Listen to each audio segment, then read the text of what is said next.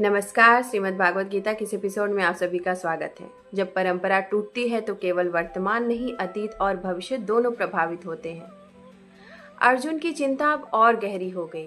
वह केवल युद्ध, परिवार या समाज की बात नहीं कर रहे हैं। अब वे सोच रहे हैं, यदि परिवार टूट गया, यदि परंपरा समाप्त हो गई, तो क्या होगा उन लोगों का जो इस परिवार से पहले इस धरती पर थे। यही चिंता इस श्लोक में व्यक्त की गई है।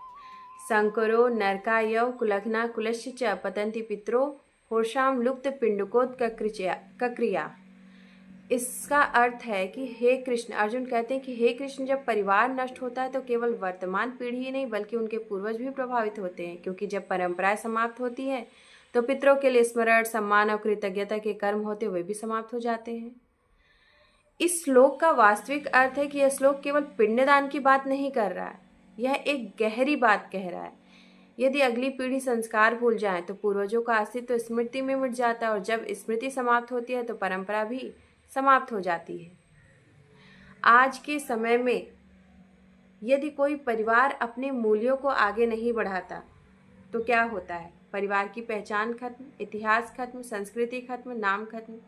कॉर्पोरेट दुनिया में इसे कहते हैं लीगेसी फेल्योर। यही अर्जुन कह रहे हैं। पितरों का आध्यात्मिक अर्थ क्या है? पितर का अर्थ केवल मृत व्यक्ति नहीं है। पितर का अर्थ है जिन्होंने हमें जन्म दिया, जिन्होंने परिवार बनाया, जिन्होंने संघर्ष किया, जिन्होंने मूल्य स्थापित किए। जब उनके मूल्यों को छोड़ देते हैं तो हम वास्तव में अपने पितरों का सम्मान ही नहीं करते।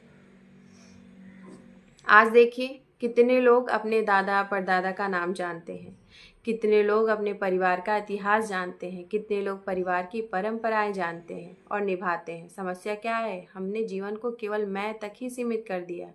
पर गीता कहती है जीवन अतीत, वर्तमान और भविष्य होता है। एक अच्छा लीडर क्या करता है? सिस्टम बनाता है, वैल्यू स्थापित करता है, कल्चर क्रिएट करता है और सबसे महत्वपूर्ण सक्सेशन प्लानिंग करता है। यदि अगली पीढ़ी तैयार नहीं हुई तो संस्था खत्म। परिवार भी एक संस्था है। इसका भक्ति दृष्टि है। सनातन में श्राद्ध, तर्पण आदि का महत्व क्या है? क्योंकि वह केवल कर्मकांड नहीं, यह है कृतज्ञता, स्मरण, विनम्रता, कंटिन्यूटी। जब हम पूर्वजों को याद करते हैं तो हम यह स्वीकार करते हैं कि मैं अकेला नहीं हूँ, मैं एक परंपरा का हिस्सा हूँ। और इसका आध्यात्मिक संदेश है कि सबसे बड़ा नरक क्या है? अर्जुन कहते हैं जड़ से कट जाना।